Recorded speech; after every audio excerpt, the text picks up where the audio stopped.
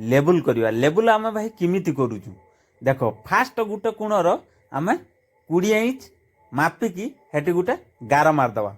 गार मारदेकी से गार रु भाई आम 4 कोण लेबुल करवा पूरा एकदम बढ़िया करिकी 4 कोण आम लेबुल करनवा।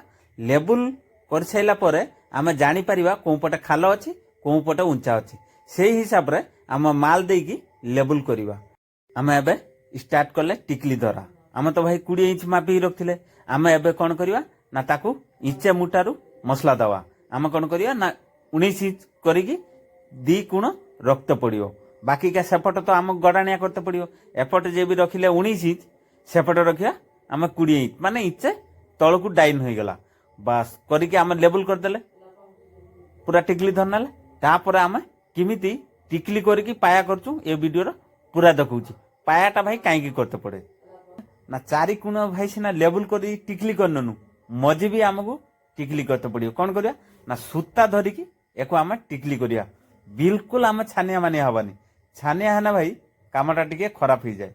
बिल्कुल आम छानिया हवानी पूरा आराम से टिकली धरिकी एको काम करियो पूरा एकदम बढ़िया हबो। देखो आम तो टिकली मार सरीला एबे आम कौन करिया ना पाया स्टार्ट करिया। पाया गजबाड़ी मारिकी एको पूरा पाया बागेवा। जो टिकली करछु भाई से टिकली को भूल केबे आम काटिबानी काटिने खाल हो जिवो। पायाटा 19-20 हो।